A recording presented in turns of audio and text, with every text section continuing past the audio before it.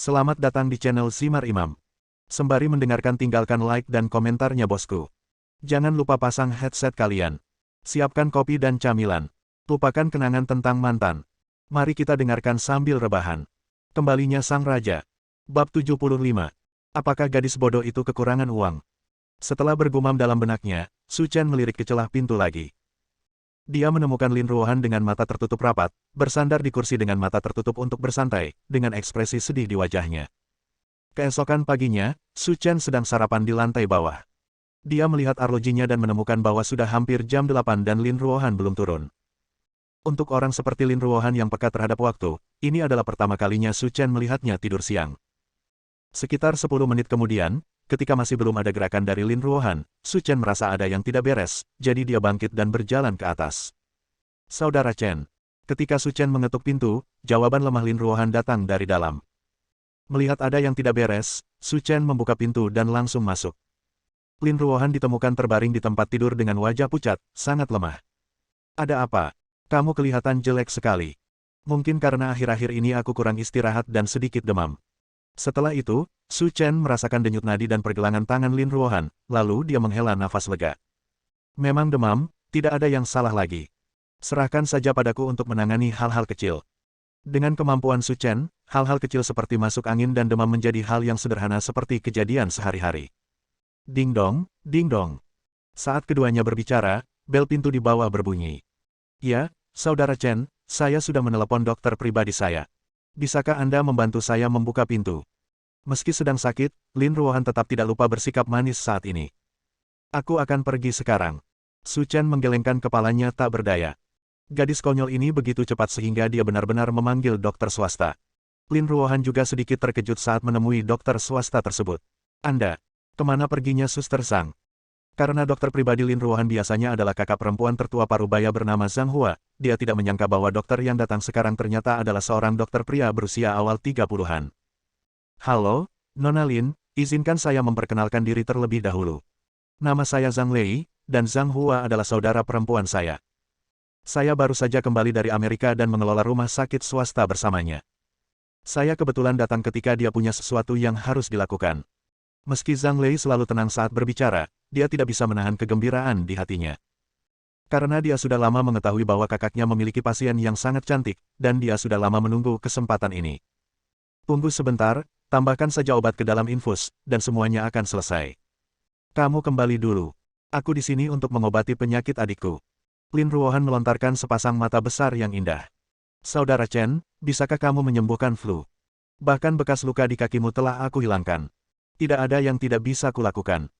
Lin Ruohan senang, jika saudara Chen dapat menyembuhkannya, biarkan saudara Chen menyembuhkannya. Dan dia juga sangat memperhatikan kontak dengan orang asing dari lawan jenis. Apa? Aku tidak perlu mentraktirmu. Zhang Lei terkejut dan berkata jika dia tidak perlu merawat dirinya sendiri, maka semua rencananya akan hancur. Namun, keterkejutan di wajah Zhang Lei segera menghilang, dan dia berpikir. Haha, aku benar-benar tidak menyangka akan bertemu dengan pemandangan yang merusak. Untungnya, aku sudah siap. Apa, kamu belum mau pergi? Su Chen mengangkat alisnya. Ekspresi Zhang Lei berubah suram, dan senyuman aneh muncul di sudut mulutnya. Dengan kecepatan kilat, Zhang Lei mengeluarkan jarum anestesi dari sakunya dan langsung menusuk Su Chen. Dia tidak ingin melepaskan kesempatan yang telah dia tunggu-tunggu. Saudara Chen. Lin Ruohan berteriak. Hal-hal kecil.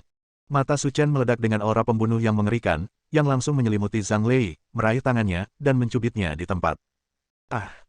Jeritan datang, dan Zhang Lei langsung jatuh ke tanah, matanya dipenuhi ketakutan.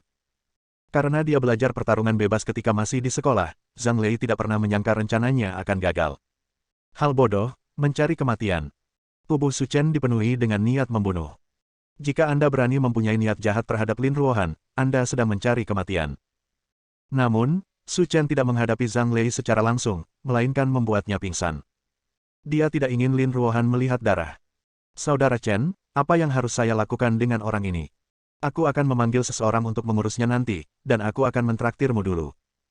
Setelah itu, Su Chen meletakkan telapak tangannya di punggung Lin Ruohan, dan semburan udara putih hangat perlahan mengalir masuk, dan warna kulit Lin Ruohan mulai membaik. Ya Tuhan, Saudara Chen, kamu benar-benar menyembuhkan fluku. Aku sama sekali tidak merasa tidak nyaman. Kata Lin Ruohan dengan gembira. Bagaimana aku bisa terganggu hanya dengan flu? Saudara Chen, aku tidak akan memberitahumu lagi. Aku harus bersiap-siap untuk berangkat kerja.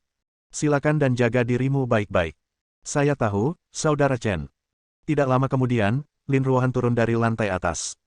Riasan indahnya tanpa celah, gaun bermotif bunga satu bahu, rambut hitam panjang diikat menjadi sanggul, dan betis mulus terbuka, memancarkan suasana seorang gadis muda. Saudara Chen, apakah kelihatannya bagus? Lin Ruohan mengangkat ujung roknya dan berputar membentuk lingkaran, menyebabkan gelombang angin yang harum. Cukup baik. Hanya sedikit, sama sekali tidak estetis. Lin Ruohan memasang wajah, lalu mengenakan sepatu hak tinggi dan bersiap berangkat kerja. Tidak ada yang menyangka bahwa setengah jam yang lalu, dia terkena flu dan demam. Tidak lama setelah Lin Ruohan pergi, Wei Changtian masuk dari luar. Puan Su, apakah ada hubungannya dengan saya? Ada seseorang di atas. Seseorang akan dikirim untuk menanganinya nanti. Mungkinkah seseorang datang ke Tuan Su untuk menimbulkan masalah? Kata Wei Changtian dengan marah. Ini hanya membuka mata. Sekarang orang itu mengenal Tuan Su, saya akan mengirim seseorang untuk menanganinya sekarang. Su Chen mengangguk lalu berkata. Apakah kita mengadakan lelang atau semacamnya di Linyang? Lelang. Wei Changtian terkejut dan berkata. Puan Su, apakah Anda memiliki sesuatu untuk dilelang? Kemudian, Su Chen mengeluarkan botol kecil dari sakunya, menyerahkannya ke tangan Wei Changtian, dan berkata. Berikut 5 pil rahasia yang dapat memperpanjang umur dan memperpanjang umur penggunanya hingga 50 tahun. Temukan tempat untuk menjual barang-barang ini dan kumpulkan 400 juta. Perpanjang hidupmu 50 tahun. Mendengar ini, Wei Changtian benar-benar bingung. Dia tidak pernah membayangkan ada obat ajaib di dunia ini. Tentu saja, Wei Changtian yakin dengan kata-kata Su Chen. Setelah berpikir beberapa detik, dia berkata, Puan Su, apakah Anda sangat membutuhkan uang sekarang? Saya memenangkan banyak uang di kompetisi arena terakhir dan taruhan kuda kemarin. Saya akan melakukannya tambahkan beberapa aset saya yang lain, jika Anda memberi saya waktu setengah bulan, saya harus bisa mengumpulkan 400 juta. Saya tidak kekurangan uang, tapi semua uang saya ada di luar negeri. Susah sekali menukar euro dalam jumlah besar, jadi Anda bisa menjual barang-barang ini dulu dan mengumpulkan 400 juta. Sebaiknya biarkan saya mendapatkan uang malam ini. Oke, saya mengerti Tuan Su, ayo kita lakukan sekarang. Kata Wei Changtian dengan sangat serius. Silakan dan jadilah pintar. Saya mengerti, Tuan Su. Setelah mengatakan itu, Wei Changtian berbalik dan pergi. Tunggu. Puan Su, apakah Anda punya perintah lain? Total ada 5 pil rahasia. Simpan saja satu untuk dirimu sendiri dan jual sisanya. Wei Changtian tidak menyangka Su Chen akan mengatakan kata-kata seperti itu, dan dia sangat bersyukur hingga dia menangis. Terima kasih, Tuan Su. Mulai sekarang, saya akan bekerja untuk Tuan Su dengan sepenuh hati, tanpa berpikir dua kali. Aku tahu, silakan. Setelah Wei Changtian pergi, Su Chen berkemas dan pergi ke sekolah. Sore itu, ada belajar mandiri di kelas. Tanpa peringatan, ponsel Su Chen berdering. Ketika dia mengetahui bahwa itu adalah Wei Changtian, dia keluar untuk menjawab panggilan tersebut. Ada apa? Tuan Su, bukankah Anda memberi saya 5 obat rahasia pagi ini, tapi saya mengalami masalah di rumah lelang. Apakah Anda punya waktu sekarang? Bisakah Anda datang? Ada waktu. Baiklah, Tuan Su, saya akan mengirim seseorang untuk menjemput Anda sekarang. Bagus. Sekitar setengah jam kemudian, anak buah Wei Changtian tiba di sekolah, dan Su Chen tidak membuang waktu, bersiap untuk pergi dan melihat apa yang terjadi. Bab 76. Sekitar setengah jam kemudian, Su Chen tiba di Gedung Tianfu. Dalam perjalanan, Su Chen mengetahui beberapa informasi tentang Gedung Tianfu dari adik Wei Changtian. Konon dalam waktu setengah bulan, lelang akan diadakan di sini. Ini akan menjadi lelang terbesar di provinsi ini dalam 5 tahun terakhir. Hampir semua orang kaya terkenal di provinsi tersebut akan datang ke sini untuk berpartisipasi. Oleh karena itu, sebelum lelang dimulai, setiap barang yang ada di sini akan diperiksa untuk mencegah munculnya barang palsu yang dapat merusak mereknya sendiri. Kemudian, di bawah kepemimpinan adik laki-laki Wei Changtian, keduanya berjalan menuju ruang penilaian pelelangan. Gedung Tianfu, lantai 46. Saat ini, ada lebih dari 20 orang yang duduk di ruang penilaian. Dari cendekiawan muda berusia 20-an hingga cendekiawan tua berusia 70-an atau 80-an, Anda dapat menemukannya di sini, yang dapat dikatakan sebagai tempat berkumpulnya berbagai elit sosial. Wei Changtian, bagaimanapun juga, kamu adalah saudara sosial yang terkenal di Linyang. Bukankah terlalu merendahkan menggunakan hal seperti ini untuk membodohi orang? Pembicaranya adalah seorang pria parubaya, berusia sekitar 40 tahun. Dia adalah seorang sarjana barang antik terkenal di Linyang. Lagi pula, jika Anda tidak punya uang, Anda tidak mampu membeli barang antik. Xie Houxiong, dan semua orang yang duduk di sini, selama bertahun-tahun, saya, Wei Changtian, telah berjalan tegak dan duduk tegak, jadi saya tidak akan mengolok-olok reputasi saya. Sekarang, keempat pil di tangan saya ini memiliki efek memperpanjang hidup. Petik 2. Bos Wei, bagaimana kami bisa mempercayai Anda ketika Anda berbicara begitu arogan, tapi jangan khawatir, pil yang Anda bawa itu bekerja keras, dan hasilnya akan segera terlihat. Pembicaranya adalah seorang wanita, berusia sekitar 20 tahun, mengenakan jaket tipis, stoking di kakinya, sepatu hak tinggi hitam, dan sepasang kacamata berbingkai hitam di hidung lurusnya, menampakkan aura seorang ratu yang superior. Dokter Su, saya, Wei Changtian, memiliki sikap ini. Jika Anda tidak menginginkannya, jangan menyesalinya. Kata Wei Changtian masih tidak rendah hati atau sombong. Baiklah, sampai hasilnya keluar, belum ada yang bisa dikatakan pasti, jadi kami tidak bisa menyangkal Anda, tapi saya ingin bertanya, siapa peneliti dari 4 pil yang Anda kirimkan? Penelitinya adalah Tuan Su yang terkenal. Tuan Su. Mendengar namanya, semua orang di ruangan itu saling memandang. Setelah tinggal di Linyang selama bertahun-tahun, inilah pertama kalinya saya mendengar nama Guru Su. Lalu apakah dia pernah menerbitkan makalah di bidang medis? Atau apakah Anda punya pengalaman klinis? Tidak. Mendengar perkataan Wei Changtian, semua orang di ruangan itu tertawa, bahkan ada yang menangis. Wei Changtian, apakah kamu bercanda dengan kami? Kamu bahkan tidak memiliki hal-hal yang paling mendasar ini. Kamu hanya mengatakan bahwa benda hitam seperti kotoran burung memiliki efek memperpanjang hidup. Apakah kamu bercanda? Apa? Kamu bisa mempertanyakan apapun yang kamu mau, dan Tuan Su akan menjelaskannya kepadamu ketika dia datang, kata Wei Changtian sambil berdiri dengan tangan di belakang punggung. Saat itu, ada ketukan di pintu, lalu dua orang berjas putih masuk dan berkata, Saudari Su, analisis farmakologis telah selesai, dan tidak ada bahan farmasi yang ditemukan. Itu memang bohong. Mendengar ini, Wei Changtian tercengang. Bahkan jika Anda memukulnya sampai mati, Anda tidak akan percaya bahwa pil itu bohong.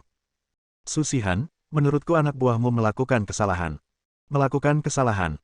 Su Shihan tersenyum dan berkata, Bos Wei, berhentilah bercanda. Saya melakukan eksperimen farmakologis sendiri, dan mereka hanya melakukan beberapa pekerjaan lanjutan. Apakah Anda mempertanyakan kemampuan saya? Tentu saja, kata Wei Changtian tanpa menyerah. Haha. Wei Changtian, ada apa denganmu? Sub ekstasi macam apa yang Tuan Su berikan padamu hingga membuatmu begitu percaya padanya? Tahukah Anda bahwa Dr. Su adalah seorang doktor kedokteran dari Universitas Harvard di Amerika Serikat? Begitu dia kembali ke Tiongkok, dia mendirikan perusahaan farmasi sendiri. Hanya dalam 2 tahun, perusahaan itu tumbuh menjadi perusahaan farmasi terbesar di dunia. Negara. Dan Anda sebenarnya mempertanyakan kemampuannya sungguh konyol. Selain itu, Su baru-baru ini dinominasikan untuk hadiah Nobel kedokteran. Bagaimana hasil identifikasinya bisa salah? Tepat ketika semua orang menyindir, pintu kamar dibuka dan Su Chen masuk dari luar. Tuan Su, Anda di sini, kata Wei Changtian dengan gembira. Apa-apaan? Apakah dia yang disebut Tuan Su? Bukankah ini siswa SMA? Wei Changtian, apa yang kamu lakukan? Lagi pula, dia juga kakak tertua dari pasukan bawah tanah Linyang, dan dia benar-benar mengenali seorang anak sebagai kakak tertuanya. Dia benar-benar menjadi lebih baik dan lebih baik lagi. Mendengar ejekan orang lain, Wei Changtian hendak marah, namun dihentikan oleh Su Chen di samping dan berkata, Saya dengar Anda mempertanyakan barang-barang saya, jadi saya datang untuk melihatnya. Melihat tatapan Su Chen yang menarik-narik, Su Shihan tidak tahan. Tidak ada seorang pun di ruangan ini yang bukan orang terkemuka, jadi gilirannya menjadi sombong. Pil-pil itu yang sedang kamu pelajari, kan? Melihat Su Chen, Su Shihan berkata dengan bangga. Itu benar. Sekarang, hasil identifikasi sudah keluar, membuktikan bahwa pil-pil itu palsu. Saya ingin memberitahu Anda bahwa jika Anda berani mempermainkan kami, Anda tidak boleh meminumnya dan pergi begitu saja. Su Chen menggelengkan kepalanya dan berkata, Pertama-tama, apalagi kamu, meskipun kalian semua di sini berkumpul, kamu tidak akan bisa membuatku berjalan-jalan tanpa makanan. Kedua, dengan sedikit kemampuanmu, kamu tidak memenuhi syarat untuk menilai barang yang aku buat. Jika kamu tidak berada di levelku, kamu tidak dapat memahaminya sama sekali. Kemudian, Su Chen berkata kepada Wei Changtian, Buang-buang waktu saja membawa obat-obatan rahasia itu ke tempat yang lebih baik untuk dilelang dan berbicara dengan sekelompok idiot. Saya mengerti, Tuan Su. Ayo pergi. Saat keduanya hendak pergi, pintu kamar dibuka lagi, dan seseorang di luar berkata, Wali Kota Su, Dr. Gu. Setelah mendengar kedua nama ini, semua orang di ruangan itu berdiri dengan kagum dan berdiri untuk menyambut mereka. Kedua orang ini sama-sama hebat, dan sekarang mereka datang untuk memeriksa karya tersebut. Mereka dapat menambah kilau pada lelang ini. Tuan Gu, tolong. Wali kota Su terlalu sopan. Di bawah pandangan semua orang, Su Yuanzheng dan Gu Fanchen berjalan masuk satu demi satu. Namun, setelah masuk, keduanya tercengang. Saya tidak pernah menyangka akan bertemu Su Chen di sini. Bersambung.